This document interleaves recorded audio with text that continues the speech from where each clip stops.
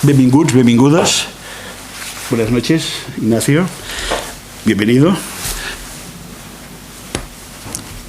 El Fòrum de Debats, en el seu 26è any d'existència, inaugura avui la temporada 2016-2017 amb els mateixos propòsits de tots aquests anys, que han conformat la nostra existència des del 1990.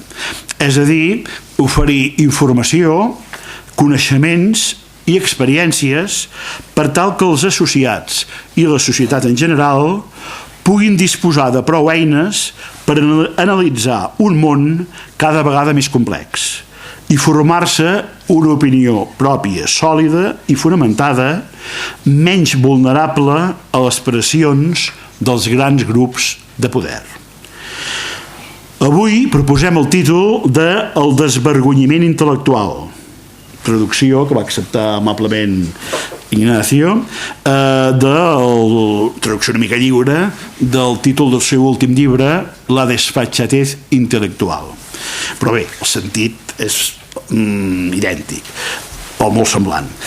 Hem proposat doncs aquest títol en què es posarà en qüestió, deia, la validesa i fiabilitat de les opinions sobre política expressades en els mitjans de comunicació per alguns dels escriptors i intel·lectuals més reconeguts.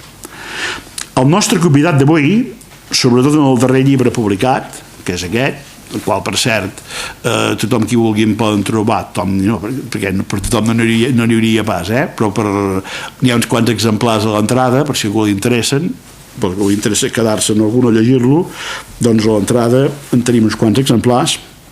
Doncs bé, sobretot en aquest llibre, el nostre convidat d'avui denuncia l'estil prepotent, els continguts de mala qualitat analítica, el poc rigor i la manca de dades suficientment contrastades per parts d'aquests suavitzants intel·lectuals, diguem-ne. Il·lustrarà les seves tesis, principalment, a través de dues qüestions de gran actualitat: la crisi institucional espanyola i la crisi política catalana. Aquests dies potser encara més vigents que mai, tot i que ja fa dies o mesos o anys que dura, però aquests dies de gran vigència. Cal agrair-li el coratge per exemplificar els seus arguments amb citacions i referències a algunes del que en català en diem patums, figurones, el seu llibre en llengua castellana, que se solen considerar intocables, i a vegades des del punt de vista de l'opinió pública. Ell ja sap el preu que ha hagut de pagar per aquesta valentia, tampoc no és gratuït, diguem-ne, quan algú té el coratge o la valentia de posar negre sobre blanc noms, cognoms, referències molt concretes i no quedar-se en els llims de l'ambigüitat. El conferenciant d'avui, em sembla que ja és hora de dir-ne el nom, és Ignacio Sánchez Cuenca, un dels estudiosos més destacats del panorama actual. Professor de Ciència Política a la Universitat Carlos III de Madrid, ha treballat també a la Universitat Complutense de la mateixa ciutat de Madrid, la Pompeu Fabra de Barcelona i la Universitat de Salamanca, i ha estat professor visitant a la Universitat de Yale. Autor de nombrosos treballs acadèmics sobre violència política, política comparada i teoria de la democràcia. D'entre els seus últims llibres en podríem destacar aquests títols: Atado y mal atado, El suicidio institucional del franquismo y el surgimiento de la democracia, llibre publicat per Alianza l'any 2014 i que segurament potser alguns hauran llegit o coneixeran. La impotencia democrática, sobre la crisis política espanyola, llibre publicat per Catarata l'any 2014 també. O bé, torno a insistir, La desfachatez intel·lectual, publicat per la mateixa editorial Catarata justament aquest any 2016, llibre polèmic i d'un gran ressò de crítica i lectors que ja passa per, no sé què edició passa, La Sexta, que ja passa per la sisena edició, per la sexta edició, i que servirà de base per la seva dissertació d'avui. El subtítol d'aquest llibre, La desfachatez intel·lectual, que és Escritores e intelectuales ante la política, ens orienta ja sobre la seva temàtica. També col·labora en el digital Infolibre o la revista digital CTXT, entre altres. Li agraïm moltíssim l'esforç per trobar un forat en la seva tapiïda d'agenda per ser avui aquí a Vic, que s'ha desplaçat expressament des de Madrid aquest matí, demà al matí se'n torna ja cap a aquesta ciutat, i més quan m'ha dit que aquesta setmana el seu estat de salut no era l'òptim i per tant ha fet un esforç especial per poder ser avui aquí i venir des de Madrid, i per compartir amb tots nosaltres, en el fòrum de debats, avui aquí a Vic, les seves suggerents idees. Cuando quieras, Ignacio. Gracias. Muchas gracias. Buena tarde a tothom. Y aquí se acaba mi catalán, lo siento. No obstante, lo entiendo, y si luego cuando abramos el diálogo se me pregunta en catalán, no creo que haya problema ninguno. Pero estuve demasiado poco tiempo en Barcelona, estaba interinamente, y aprendí a leerlo y a entenderlo, pero nunca aprendí a hablarlo, no hice el esfuerzo, de lo cual me arrepiento, pero es que estaba de paso por Barcelona. Bien, muchas gracias por la invitación, muchas gracias al Fórum de Debats, a Joan. No conocía a Vic, o sea que esto es una gran oportunidad para mí, me he quedado muy impresionado lo que he podido ver hasta ahora, así que estoy encantado y estoy asombrado de que haya un viernes por la noche pues 60, 50 personas las que hay aquí, o más, muchos más, 200 personas, lo que sea, da igual, un poco menos, que les pueda interesar el asunto de los intelectuales.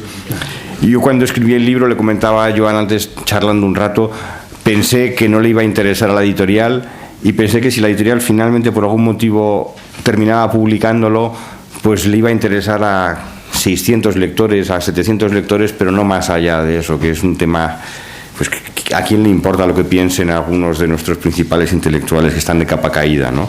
Y la sorpresa ha sido que, por algún motivo que todavía no entiendo, había una receptividad a este asunto, y gracias al boca a boca, puesto que los medios tampoco han hecho una presentación muy favorable del libro como cabía esperar, pues ha ido circulando la noticia y el libro se ha ido leyendo, y al final pues ha despertado algo de debate, no en los términos que yo quisiera, porque me han arreado bien y me han dedicado buenos epítetos, que ya contaba con ello, aunque intenté yo por todos los medios evitar cualquier tipo de descalificación personal de las ideas criticadas, vamos, de los autores de las ideas que critico en el libro, pero bueno, aún así han descendido al terreno de la descalificación personal como cabía esperar, y quizá luego al final en el diálogo pueda contar algunas anécdotas de lo que ha sido la vida pública del libro y el tipo de reacciones que ha suscitado.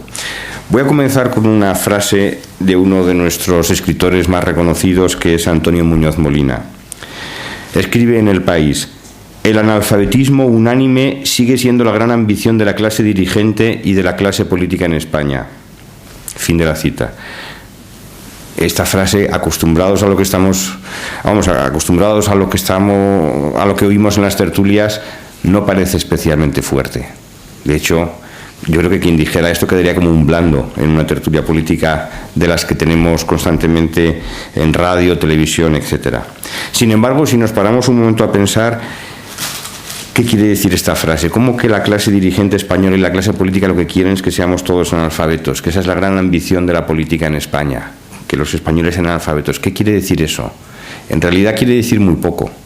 En realidad es un ejemplo bastante puro de algo que disculpamos con total naturalidad a los tertulianos que intervienen en la esfera pública, pero que a un intelectual reconocido deberíamos exigirle algo más. ¿Qué quiere decir esto de que la gran ambición de los políticos en España es que los españoles sean analfabetos? Queda muy bien decirlo, por supuesto, queda en una posición de yo en realidad soy muy culto, quisiera que mis compatriotas fueran tan cultos como yo, pero unos políticos mediocres se empeñan en evitarlo. Bien, está bien decirlo, pero ¿hay algún tipo de evidencia o de datos para confirmar esto?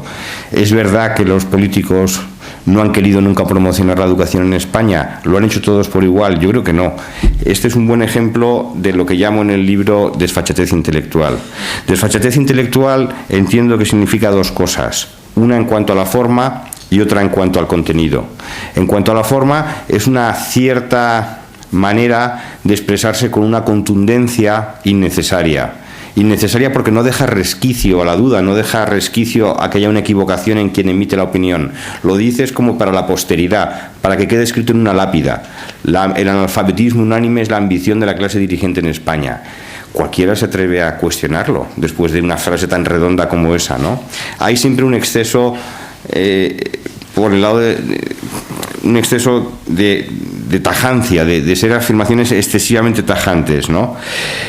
En el cual el autor tiene la convicción de que lo que está diciendo es cierto y no puede estar equivocado. Y luego, en cuanto a la forma, pues lo que caracteriza a la desfachatez intelectual es expresar una opinión de estas rotundas sin haber hecho el proceso previo de documentación, de reflexión, de contrastación con otros autores, con otras tesis, a ver hasta qué punto lo que puedes decir cabe sostenerlo con algo de razón o no. La afirmación de Muñoz Molina, que está sacada de un artículo semanal de los que publica en el diario El País, no se basa en ningún tipo de dato.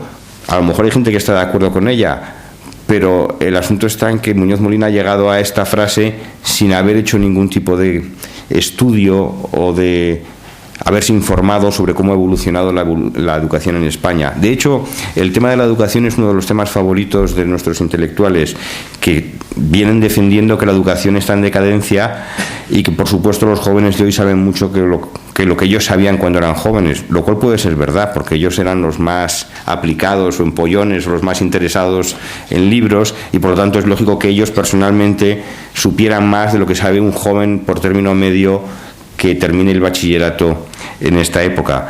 Pero es que ya desde Sócrates existe esta queja recurrente de que la educación va para abajo. Y Sócrates lo dijo hace ya 2500 años. Si la educación viene empeorando desde hace 2500 años, porque todos han repetido lo mismo, será que quizá no está tan mal. Porque si fuera verdad, estaríamos en tasas de aprendizaje negativas, o la gente desaprendería en lugar de aprender, ¿no? En realidad, el panorama de la educación en España es muchísimo más complejo. Ha habido momentos en nuestra historia donde se ha invertido masivamente, y más que en la media de la OCDE, en investigación más desarrollo. Sucedió así, por ejemplo, entre los años 2004 y 2008, que hubo un empuje enorme a la investigación y desarrollo y en general a las políticas educativas. Ocurrió también entre 1982 y 1988, hubo un impulso al gasto público en educación enorme. Ha habido otras épocas mucho más negras en nuestro periodo democrático. Los resultados educativos no son tan malos, aunque hay un lugar común en España decir que nuestro sistema educativo es un fracaso. Los resultados en PISA demuestran que España está mejor que Italia, mejor que muchos países centroeuropeos, y que llegamos en el mismo pelotón en el que llegan todos los países europeos, con unas diferencias mínimas de muy pocos puntos. Y lo que es más, el problema de los jóvenes españoles es que proceden de familias con un logro educativo muy bajo. De hecho, en España tenemos todavía las generaciones mayores con menor nivel de estudios secundarios de toda Europa. Y si un chaval se educa en una familia en la que no ha habido oportunidad de educarse y no hay libros, su rendimiento escolar no va a ser tan bueno como el de un chaval que se ha educado en Suecia y que sus padres ya eran licenciados y tenían la casa llena de libros.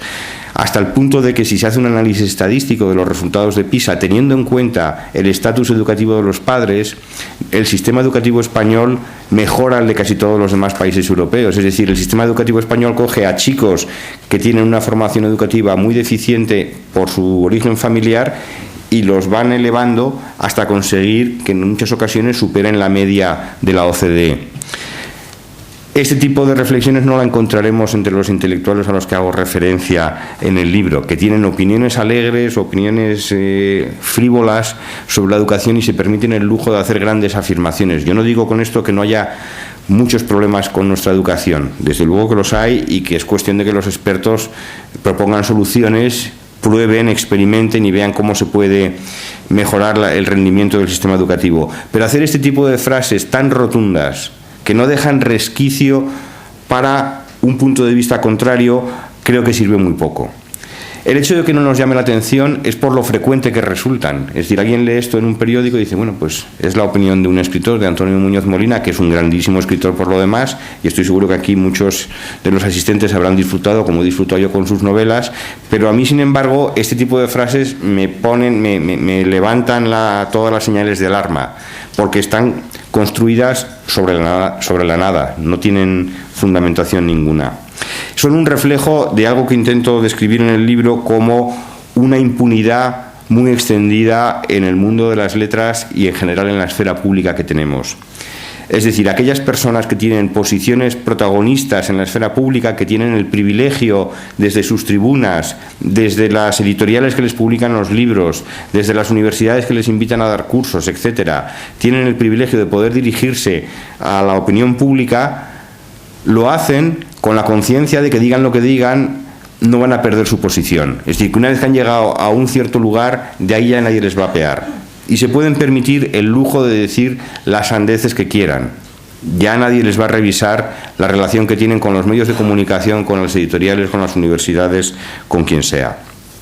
Esto tiene consecuencias de calado en el funcionamiento de nuestra esfera pública. Y la esfera pública es uno de los elementos constitutivos más importantes del sistema democrático. En la esfera pública fluyen todos los argumentos, puntos de vista, tesis, unos contra otros, y de esa contraposición van surgiendo consensos en la sociedad que luego permiten que se realicen distintas políticas públicas. Desde ese punto de vista, nuestra esfera pública está muy sesgada. Hay poco intercambio crítico de opiniones y hay ciertas personas que por posición de autoridad se permiten el lujo de repetir cosas que quizá no hayan sido revisadas críticamente y no sean sostenibles. Por eso es muy importante que haya una reflexión colectiva sobre lo jerárquico o lo vertical que resulta nuestra esfera pública. Es una esfera pública en la cual ciertas posiciones están siempre monopolizadas por tipos que llevan 20, 30, 40 años opinando desde posiciones ya de casi de automatismo, que ya se permiten decir lo que quieran, que saben que no va a pasar absolutamente nada. De ahí que en el libro me centrara en la siguiente tarea: no hacer un estudio sistemático, ni académico, ni plomizo de lo que dicen todos los intelectuales españoles durante los últimos 30 años, sino solamente aquellos que tienen mayor reconocimiento institucional y mayor presencia social. Es decir, los que reciben premios, conferencias, los que están en los tribunales de premios literarios, los que deciden la línea editorial sobre los títulos que se van a publicar de libros, los que monopolizan los cursos de verano, etcétera, etcétera. Es decir, aquellos que realmente gozan de una presencia que está vedada al resto. Y no son muchos, no son muchos. Precisamente porque tienen esta posición de privilegio, cabe exigirles un plus de responsabilidad. ¿Qué es lo que ha sucedido en España en estos últimos años? A mi juicio, lo que ha sucedido es que estos intelectuales se han dejado un poco arrastrar, o se han dejado llevar o contaminar por el estilo más chabacano, más zafio de las tertulias que tenemos. Y se han acostumbrado a decir las barbaridades, no siendo ellos mismos tertulianos ni periodistas. Y claro, a un intelectual, ya digo, por la posición de privilegio que tiene, cabe exigirle un plus de responsabilidad. Y si Félix de Azúa se permite el lujo de decir que Ada Colau debería ser una vendedora de pescado en un puesto de un mercado, pues eso yo entiendo que lo puede decir Federico Jiménez Los Santos o Eduardo Inda o Germán Terç, que están para eso, para decir esas cosas, y tienen su audiencia y generan negocio. Pero que lo diga un académico de la lengua, catedrático de universidad, que enseña estética y que se permita ese tipo de excesos, eso es lo que indica que nuestra esfera pública no funciona del todo bien. Habría resultado mucho más morboso y entretenido centrarme en estos personajes del subsuelo de las alcantarillas, que son los Eduardo Inda, los Germán Terç, los Jiménez Los Santos y muchos otros, los Carlos Herrera, etcétera, etcétera. Pero era una tarea quizá demasiado obvia, en la cual además no hay mucha divergencia. Todo el mundo está de acuerdo en que estos tipos son tóxicos y lo único que hacen es ensuciar la esfera pública. Sobre eso hay, creo yo, cierto consenso entre la gente con un mínimo de educación. Lo que es más incómodo o más delicado es argumentar que algunos de nuestros intelectuales más reconocidos se dejan llevar un poco por ese estilo e incurren en lo que llamo en el libro, siguiendo un concepto de un sociólogo italiano, machismo discursivo, que es esta actitud prepotente, cargada de testosterona, en la cual siempre tienes que tener razón, y si alguien te discute o te cuestiona, tú lo que tienes que hacer es humillarlo, demostrar que tú estás por encima, que no te rebajas a hablar con cualquiera que te lleve la contraria. Esta especie de siete machos del que va por la vida arrasando y que sabe que aunque está equivocado lo que tiene que hacer es mantenerse en el error, porque si no queda como un blando o un débil, es lo que se trata de desterrar a través de un examen crítico de la producción de ideas que hacen estos intelectuales. Ese es el propósito último del libro. Por supuesto es una tarea incómoda, porque yo estoy seguro que muchos de los que están aquí admiran o celebran la obra literaria o la obra filosófica o la obra ensayística de muchos de ellos, y yo soy uno más. Es decir, yo tengo mucha admiración por algunos de los libros sustantivos que estas personas han escrito en sus campos. Ahora, cuando pasan a participar en el debate público y a ofrecer opiniones políticas, resulta extraño que estén dispuestos a descender al infierno o descender a la alcantarilla en la que se mueven las tertulias políticas y a caer en simplezas, en lugares comunes, en tesis que no tienen fundamento empírico ninguno y quedarse tan anchos. Entonces, pensé que era necesario llamar la atención sobre este fenómeno y no hacerlo en términos genéricos o abstractos. La diferencia con respecto a otras críticas que ha habido es que he procurado en todas las ocasiones poner nombre y apellidos, es decir, poner una referencia de quién estoy hablando, qué es lo que dijo, en qué ocasión y por qué creo que está equivocado, sin entrar en descalificaciones personales. Hay otros libros que han entrado en descalificaciones personales y son muy entretenidos de leer. Yo reconozco que disfruté como un niño leyendo El cura y los mandarines de Gregorio Morán, que se pone las botas y ajusta cuentas con un montón de intelectuales y los insulta, los humilla, los desprecia, etcétera. Yo he procurado evitar eso. Es decir, he procurado dejar a un lado la descalificación personal y centrarme nada más en lo que es la crítica de sus opiniones, separando, por tanto, dichas opiniones de lo que es su obra por la cual obtienen reconocimiento, sus novelas, sus ensayos, sus historias, sus libros de filosofía, lo que sea.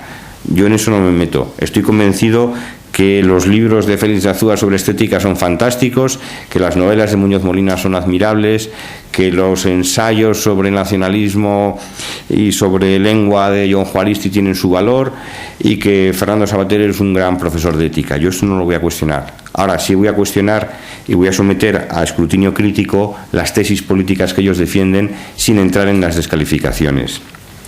Por tanto, el objetivo último consiste en desmontar esta práctica del machismo discursivo que está tan presente y que curiosamente me han llamado la atención algunos lectores, apenas se da en mujeres y por eso se llama machismo discursivo. Es decir, entre las mujeres, pocas en relación a los hombres que participan en la esfera pública, casi nunca adoptan este tono prepotente, este tono arrogante que utiliza el macho alfa de las letras, que utiliza el macho alfa intelectual.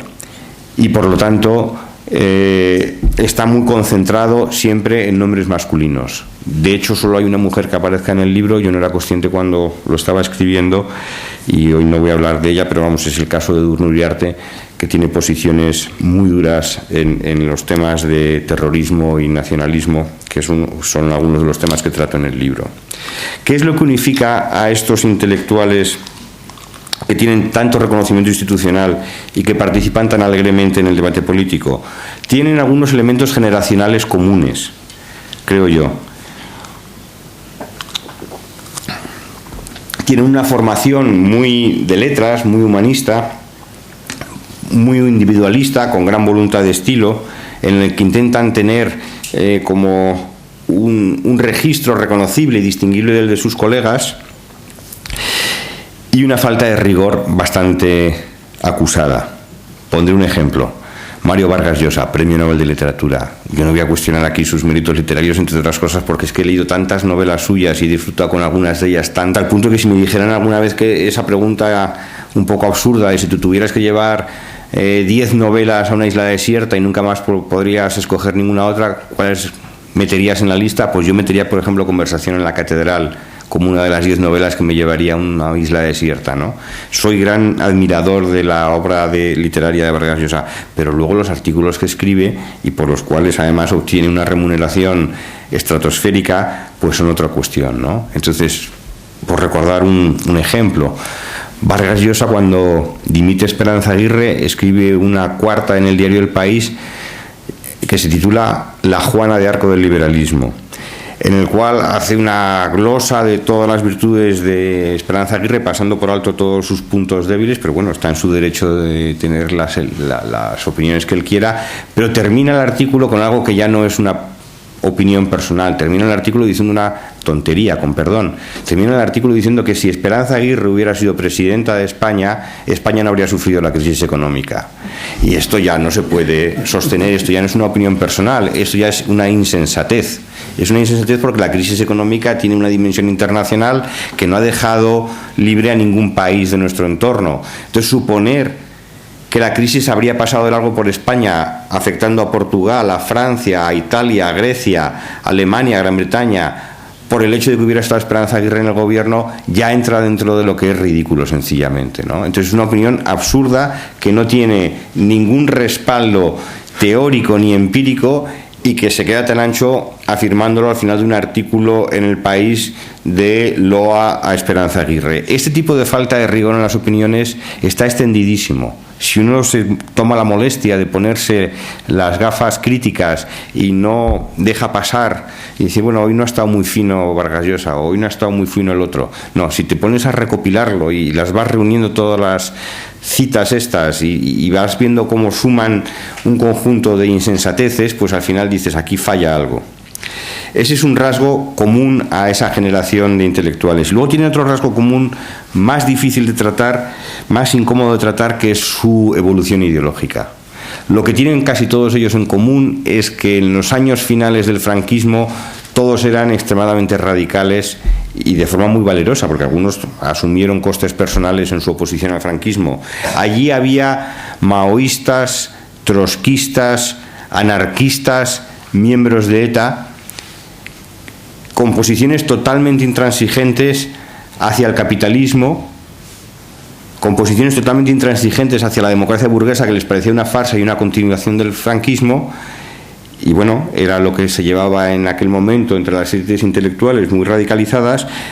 Pero lo que llama la atención es que todos ellos, sin excepción, a medida que va transcurriendo la evolución de la democracia española, van cambiando todos en la misma dirección y siempre en la dirección en la que sopla el viento. Entonces, en los años 80 abandonan todo su bagaje radical revolucionario y se empiezan a sentir muy cómodos en la socialdemocracia hegemónica entonces de Felipe González. Y cuando a finales de los años 80 y principios de los años 90 la cosa se complica y empieza a haber muchos escándalos en el gobierno de Felipe González, y aquello ya tiene un aire de régimen decadente, de gobierno que ya no tiene reflejos para continuar haciendo políticas útiles para el país, pues van tomando distancia, como es lógico, porque nadie quería mancharse o ser salpicado por esa etapa final del PSOE. A la vez son los años, a principios de los 90, en los que ETA está mucho más acosada que antes policialmente. En el año 92 es cuando se produce la gran caída del equipo dirigente de ETA en la localidad francesa de Vidac, en los que ETA, como reacción, emprende la socialización del sufrimiento, que consistía en asesinar representantes populares de los partidos no nacionalistas y también periodistas, fiscales, jueces, etcétera. Y eso introduce una tensión política enorme en el País Vasco, como es lógico. Y algunos de estos intelectuales deciden tomar cartas en el asunto de una forma, a mi entender, valerosa y admirable. Y hay un tercer elemento que es, aparte de la decadencia de la socialdemocracia de Felipe González y del recrudecimiento de las acciones de ETA, una ETA muy acosada que se vuelve más cruel o amplía el rango de víctimas para tener un mayor impacto social, hay un tercer elemento muy importante, que es que el Partido Popular entiende que tiene que reciclarse democráticamente y que arrastra un estigma por su origen franquista que tiene que superar de alguna forma. Y encuentra en la lucha contra el terrorismo el pretexto, la coartada o el motivo que le permite justamente superar toda esa falta de legitimidad de origen que arrastraba desde que Alianza Popular es fundada por los 7 magníficos del régimen en octubre del año 1976. El PP decide que tiene que encarnar los valores democráticos y constitucionales frente a la amenaza de ETA.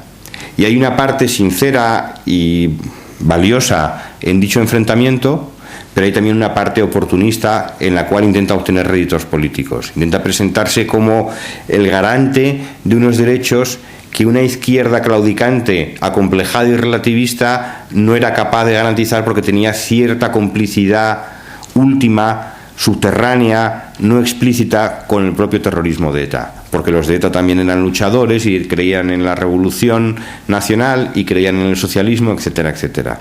Entonces el PP se presenta como el único partido en España que es capaz de defender estas esencias democráticas, y esto termina seduciendo a este grupo de intelectuales que habían ya tenido mucho protagonismo desde el primer momento de la transición, ya estaban todos ellos con sus tribunas, con sus libros, etcétera, con un reconocimiento social importante, y deciden aceptar la invitación que les hace el Partido Popular a encabezar este movimiento de reivindicación orgullosa de la nación española que está amenazada por los totalitarios de ETA.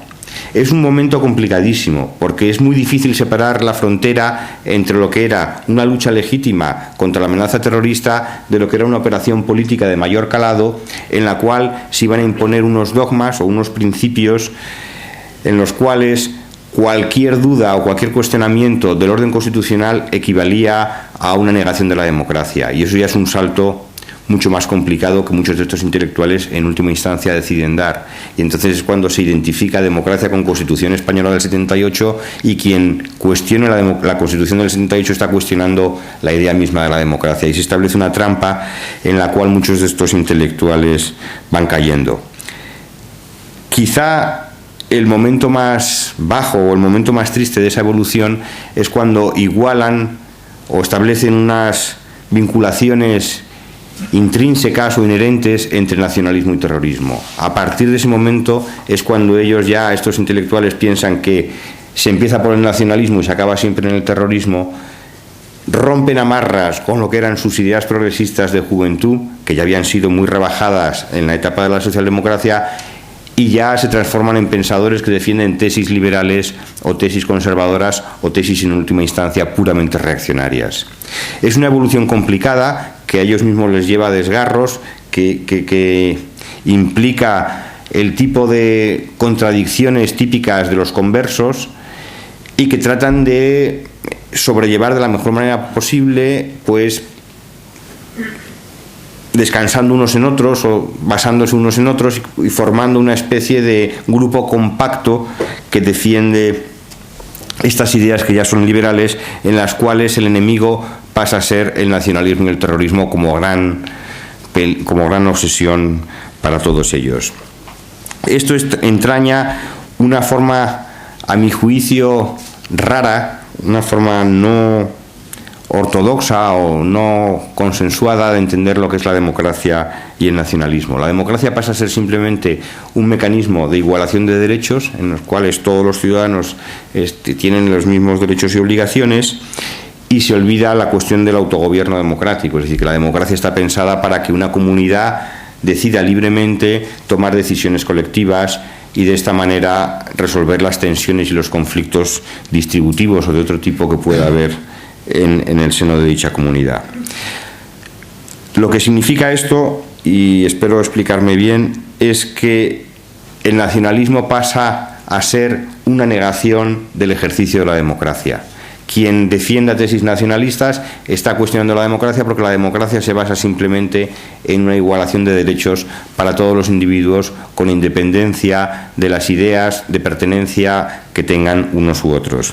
Hay un texto de Fernando Savater en un artículo reciente que yo creo que resume muy bien esta posición, que a mi juicio está errada y que fuera del contexto español sería muy difícil de ver defendida en otros lugares. Dice Savater en un artículo de los suyos recurrentes en el diario El País, dice: existen de manera inconfundible varones y mujeres, ateos y creyentes, negros, blancos y amarillos, pero nadie se escandaliza porque tales diferencias no se reflejen en formas de ciudadanía distintas.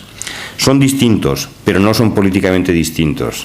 Y eso es lo que quisiera Fernando Savater y todos los intelectuales que han seguido esa misma trayectoria, en la que el nacionalismo es un rasgo privado, que pertenece a la esfera íntima de los individuos. La gente puede sentirse lo que quiera, pero luego tienen que vivir bajo un orden constitucional que está dado y que es inmutable, porque cuestionar su ámbito de aplicación supondría romper el principio de igualdad de los derechos de los individuos.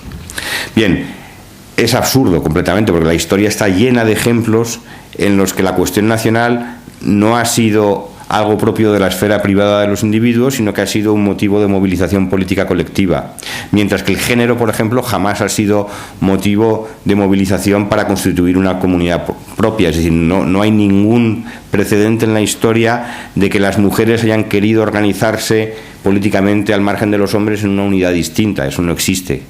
Sí existe con la religión, aunque Savater lo niegue. Es decir, yo qué sé, pues la división entre la India y Pakistán obedece claramente a motivos religiosos. Es decir, la religión es parte fundamental de los conflictos políticos. Y la cuestión nacional, con más razón todavía, porque la cuestión nacional afecta a quiénes son los que forman la comunidad que quiere tomar decisiones por sí misma, que es la base de la democracia moderna.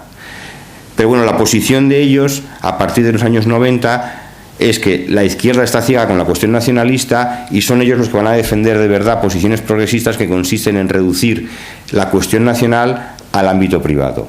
Esto es un movimiento que, ya digo, un movimiento intelectual que fuera de España yo creo que nadie entendería. Es decir, tú vas a Inglaterra o vas a Francia o vas a Italia o a Alemania a defender esta tesis y la gente que hace teoría política se quedarían sencillamente alucinados, que dirían, pero ¿de qué están hablando? El nacionalismo en algunas ocasiones ha sido verdaderamente una cuestión más privada de identidad personal, pero en otras cuestiones, en otras muchas ocasiones ha sido un motivo de conflicto político permanente.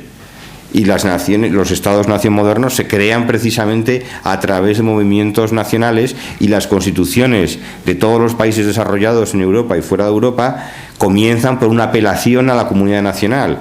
Empiezan en Estados Unidos, en la primera constitución de todas, empiezan por el we the people, nosotros el pueblo, hemos decidido constituirnos en una república que va a tomar decisiones sobre tales y tales cuestiones de acuerdo con ciertos procedimientos.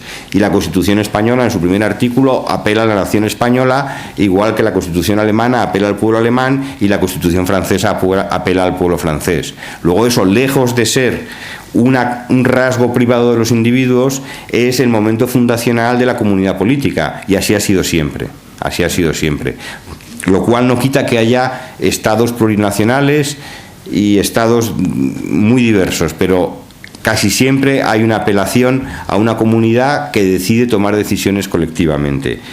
Eso lo niegan nuestros intelectuales, y a partir de ahí inician una cadena de razonamientos que les fuerza a adoptar tesis cada vez más no más forzadas, pero menos intuitivas, es decir, que más se escapan a lo que es el uso de la razón. Y entonces empiezan ya estos tópicos mil veces repetidos, que lo habréis visto mil veces en artículos, debates, etcétera, de que el nacionalismo es un atavismo tribal, es un resto de la tribu, y que las personas verdaderamente modernas son aquellas que han superado cualquier tipo de vinculación nacional, cuando precisamente la revolución nacional de los siglos finales del XVIII, principios del XIX, consiste en superar las relaciones tribales, que eran las relaciones que se basan en el linaje familiar, en la relación familiar y en el conocimiento personal de los individuos. El nacionalismo es esa cosa tan rara que permite que personas que no se conocen personalmente estén dispuestas a sacrificarse unas por las otras, ya sea pagando impuestos, ya sea yendo a las guerras, pero entraña siempre un tipo de obligaciones de orden superior o de una mayor abstracción con respecto a la tribu. Esto de la tribu, que en España se repite constantemente, pues es una idea muy desgraciada que propuso Karl Popper en La Sociedad Abierta y sus enemigos, y que en la literatura sobre el nacionalismo no ha tenido ninguna continuidad. Sin embargo, aquí veremos que John Juaristi, que Vargas Llosa, que Savater, que Azúa constantemente están con el asunto este de la tribu. John Juaristi publicó un libro sobre el nacionalismo vasco que se llamaba La tribu atribulada. Entonces, el nacionalista siempre es una especie de salvaje tribal que no entiende las reglas de la democracia y que tiene que ser domesticado. Es decir, lo que tiene que hacer la sociedad es reconducir esos sentimientos negativos para la convivencia a esa esfera privada de la que hablaba antes. Todo esto creo que tiene mal examen crítico, que no resiste bien una argumentación racional y lleva a una forma de reduccionismo que es muy evidente.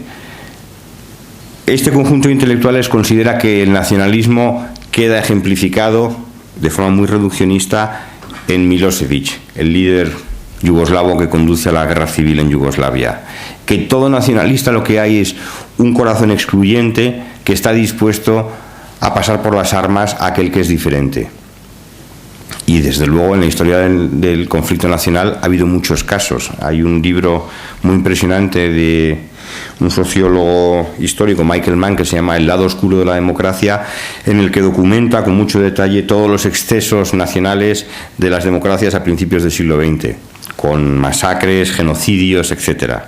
Claro que existe esto, pero suponer que todo el nacionalismo es como el genocidio de los armenios por Turquía o como la guerra civil yugoslava sería lo mismo que suponer que todos los partidos de izquierda en última instancia son deudores y cómplices del estalinismo soviético y que en la izquierda no hay nada más que no sea el estalinismo soviético. O sería como suponer que todo el pensamiento conservador en última instancia es una manifestación del fascismo y que se reduce siempre al fascismo. Si alguien nos dijera que todo conservador encierra un fascista en su seno o que todo socialdemócrata encierra un estalinista en su interior, nos entraría la risa, nos parecería un exceso, no tendría razón no tendría justificación histórica de ningún tipo.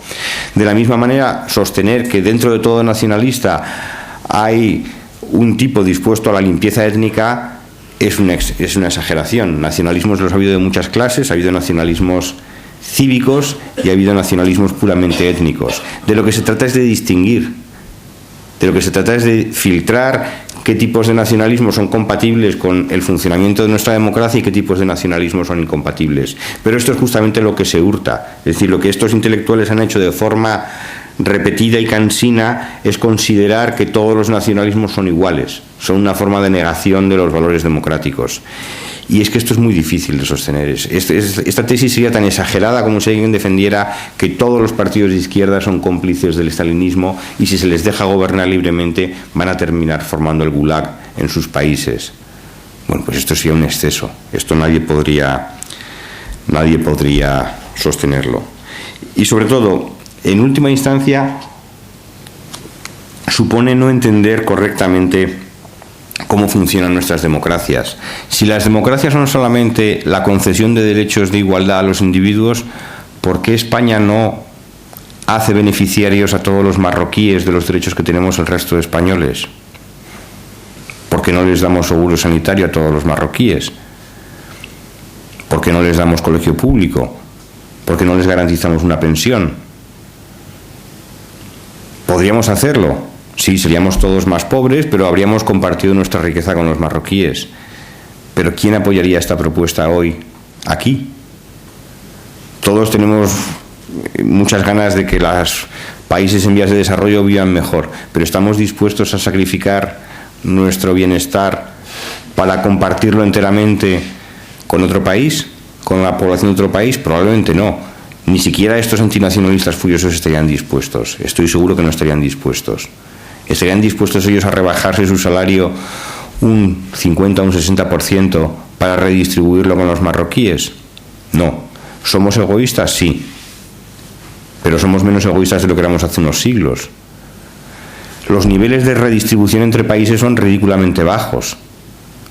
El objetivo de los países desarrollados es que la redistribución entre países llegue al 0,7% del PIB. El 0,7% del PIB es una ridiculez.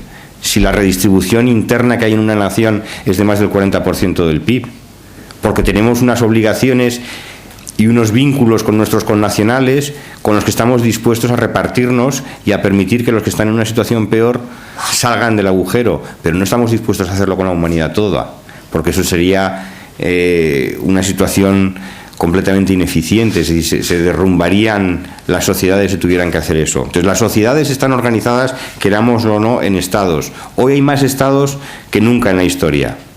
Hasta hace 50 años todavía quedaban formas no estatales de dominación. Todavía existían colonias, existían restos de formas imperiales, pero ya no existe nada de eso. Ahora el planeta entero, por primera vez en la historia, se organiza en torno a estados. ¿Que debería aumentar la redistribución entre estados, de estados ricos a estados pobres? Seguro. ¿Que deberían disolverse los estados y formar una única comunidad humana? Pues no sabemos cómo se hace eso, ni sabemos si la gente lo quiere hacer. Entonces, eliminar del funcionamiento de las democracias reales cualquier referencia a la idea de comunidad nacional es algo totalmente inviable en estos momentos. Y ellos no lo presentan como utopía pensando en unos siglos venideros, lo presentan como ya las democracias no pueden tener un sustrato nacional, pero eso es inviable, eso es completamente inviable.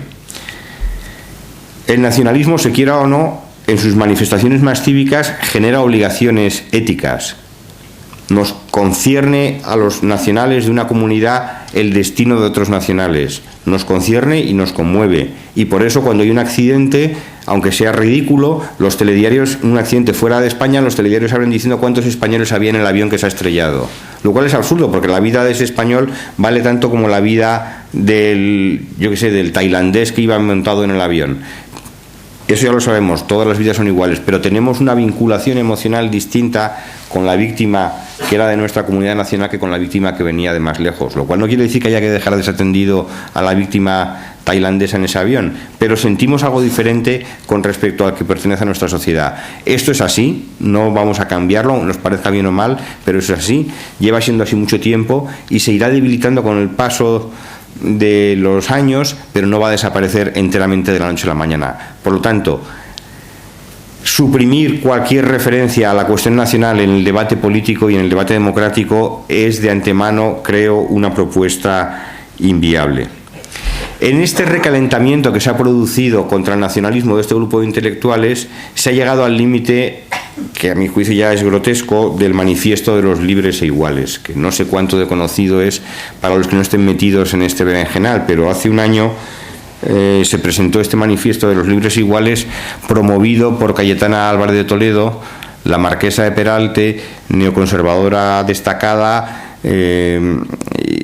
muy próxima al expresidente José María Aznar, tiene un cargo directivo en FAES, fue jefa de gabinete del ministro Acebes, tertuliana en la COPE, jefa de opinión en El Mundo, en fin, que tiene una trayectoria ideológica bastante clara.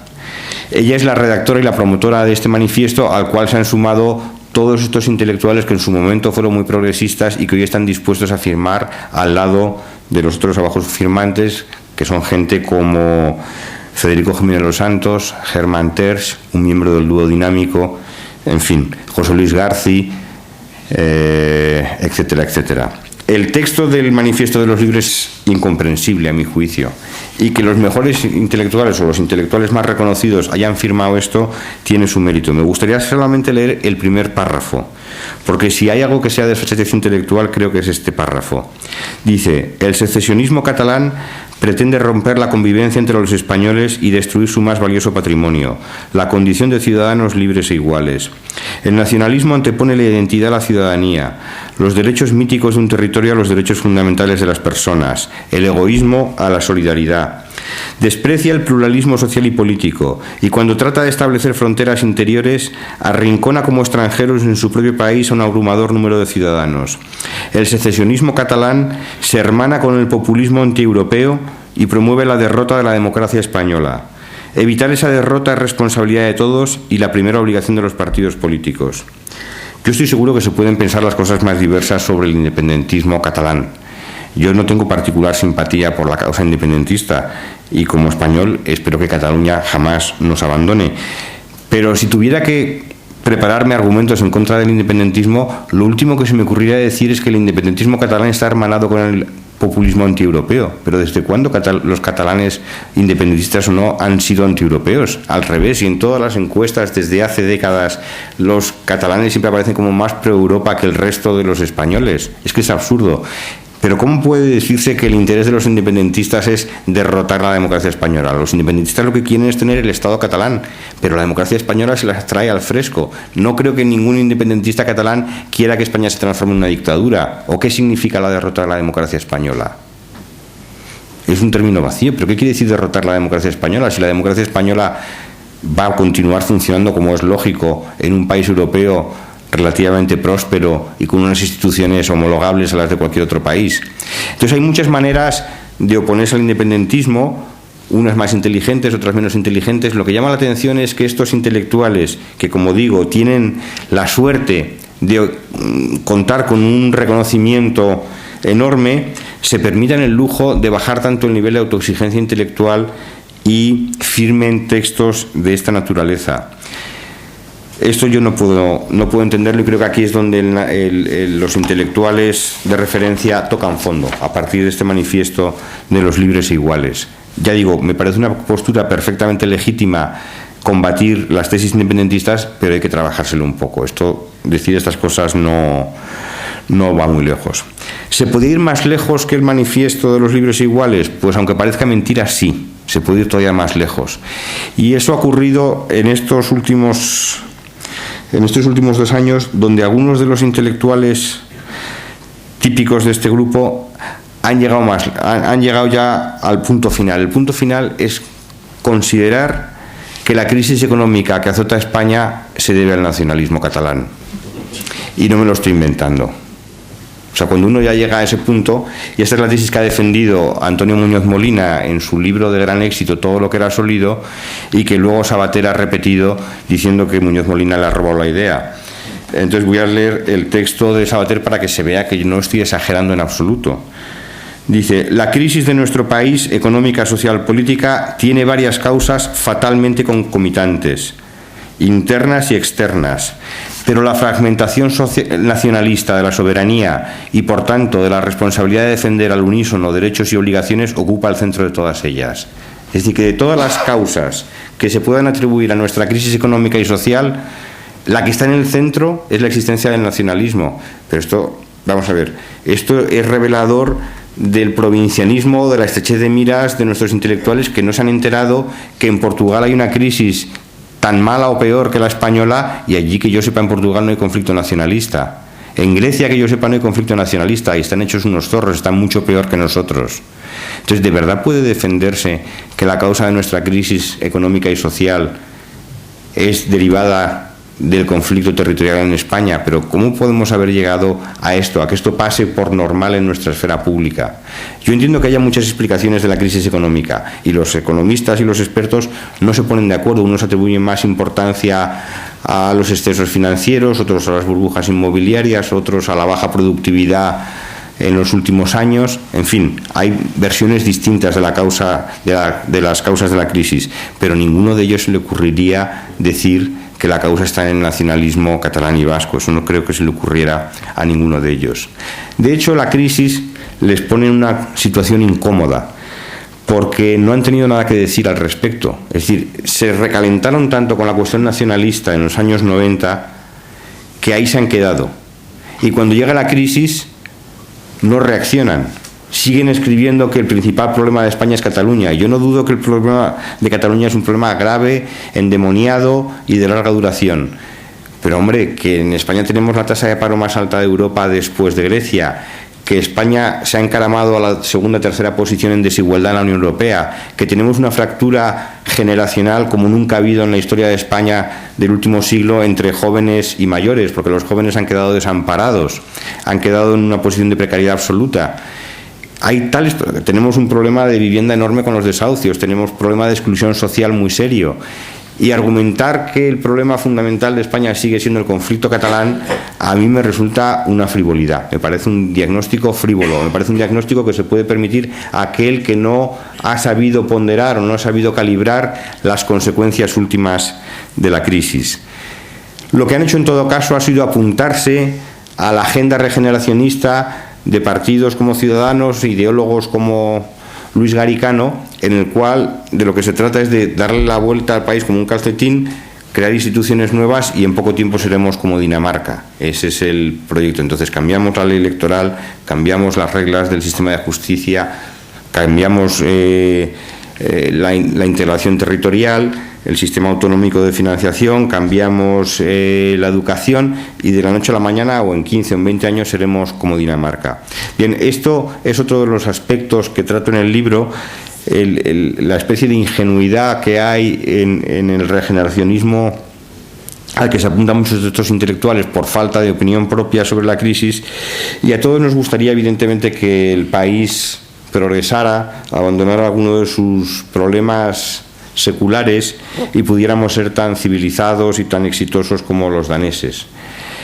Pero las condiciones son muy malas, porque los resultados económicos y políticos de un país no dependen solo de sus instituciones, dependen de muchas más cosas. Dependen de sus dotaciones de capital humano, es decir, del nivel educativo de la sociedad, depende de la lectura de periódicos, depende de los niveles de desigualdad que hay, etcétera, etcétera. Para que se hagan una idea, los niveles de corrupción que hay ahora mismo en los países desarrollados se pueden predecir o se pueden anticipar con bastante exactitud conociendo cuál era el porcentaje de gente con educación secundaria en 1870. El hecho de que España tuviera niveles de educación muchísimo más bajos en 1870 supone una losa muy difícil de superar, y la falta de educación genera desigualdad social y la desigualdad social genera corrupción.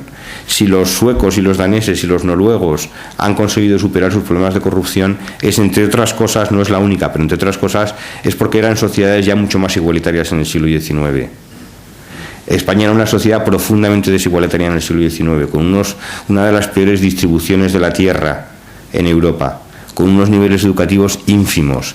Todo eso genera unas inercias históricas tremendas y complica muchísimo el tipo de reformas institucionales que plantean nuestros regeneracionistas. Los intelectuales recalentados con el nacionalismo se han apuntado de forma crítica a este tipo de agenda regeneracionista, pero en el fondo lo que eso revela es que no tenían nada especial que decir al respecto. Ellos se sienten mucho más cómodos cuando se recrudece la cuestión catalana, que entonces es cuando dan lo mejor de sí mismos y salen a la palestra y se encienden y hacen esas apelaciones a la democracia y en contra del nacionalismo, etcétera, etcétera. Pero cuando la cuestión catalana se relaja un poco o pierde protagonismo en el debate público, entonces desde hace 7, 8 años, ya casi 10 años, estos intelectuales que han tenido tal protagonismo en nuestra esfera pública durante tantas décadas de democracia, ahí se quedan sin discurso. Y creo, y con esto ya acabo, que precisamente la desconexión que se ha producido entre los intelectuales y las generaciones más jóvenes se debe justamente a que no hayan tenido nada especial que decir sobre la crisis. Una de las experiencias que yo he tenido con el libro es que se me ha acercado gente más joven que yo. Yo soy todavía de los que se educó, se socializó con la lectura, por ejemplo, del diario El País y por lo tanto he leído todo lo que han escrito todos estos intelectuales, pero las generaciones más jóvenes que no se han socializado así y que han llegado a la fase adulta ya dentro de la crisis económica, me dicen, pero tú ¿por qué les lees? ¿Pero tú qué puedes sacar en claro de todos estos? Si ellos cuando lo han intentado se han encontrado con un conjunto de preocupaciones que no tenían nada que decirles a ellos mismos, ¿no? Entonces creo que la falta de reflejos que han tenido con la crisis, porque seguían todavía en la cuestión machacona del nacionalismo, es lo que ha provocado esta desconexión que hace que hoy por hoy sus proclamas o sus argumentos o sus tesis tengan una influencia mucho más reducida de la que tuvieron en su momento. A mí esto no es algo que me produzca alegría, más bien me produce mucho desánimo, porque creo que fueron gente muy valiosa en su momento, pero que colocados en esa posición de impunidad en la que han estado durante tantos años, han rebajado sus niveles de crítica, sus niveles de autoexigencia y han acabado produciendo una especie de desfachatez intelectual masiva en nuestra esfera pública, de la cual nos estamos resintiendo todavía. Yo estoy seguro que si este grupo intelectual tan poderoso no hubiera tenido una posición tan beligerante en la cuestión del nacionalismo, la tensión entre Cataluña y el resto de España hoy sería mucho más fácil de reconducir. Los dos grandes partidos españoles, el Partido Popular y el Partido Socialista, han adoptado muchos de este argumentario en sus programas políticos, y eso ha contribuido enormemente a que hoy por hoy se viva en realidades paralelas en Cataluña y en el resto de España. Por lo tanto, no es una cuestión puramente estética que nos tengamos que preocupar por la mala calidad de los argumentos. Esto tiene consecuencias, y creo que en el caso del debate catalán las consecuencias son claras. Han contribuido enormemente a profundizar una brecha que ahora es mucho más difícil de cerrar, y se vive con argumentaciones que no encajan unas con las otras. Es decir, no hay porosidad, no hay manera de sentar en una misma mesa a personas que tienen posiciones tan encontradas sobre este asunto. Con esto quiero decir que la desfachatez intelectual tiene un lado morboso, en el cual se critica a gente poderosa, a gente muy consolidada, pero tiene también una preocupación más duradera, en el sentido de que los argumentos que circulan por la esfera pública no son inocuos y tienen a veces consecuencias negativas para todos.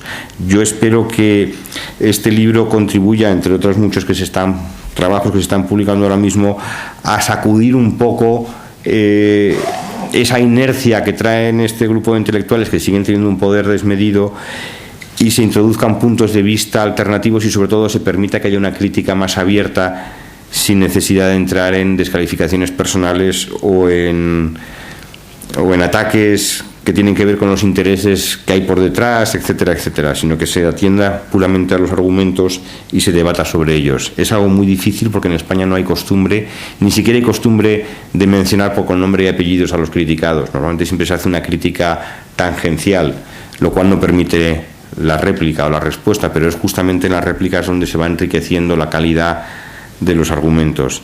Eso yo creo que es un objetivo pendiente de nuestra esfera pública, y así como ya todos hemos entendido que había una clase política que se había quedado desgastada y que necesitaba agitarse un poco, y también teníamos una clase dirigente económica no demasiado ejemplar y que también necesitaba una pequeña sacudida para abandonar ciertas prácticas, me temo que también en la clase intelectual española también se arrastraban ciertos vicios que es importante agitar en estos momentos de cambio y de transformación social, y esperemos que en el futuro tengamos una esfera pública más plural, más crítica, y en la cual haya un intercambio más abierto de argumentos, que es lo que he intentado con el libro. Pues aquí lo dejo. Muchas gracias.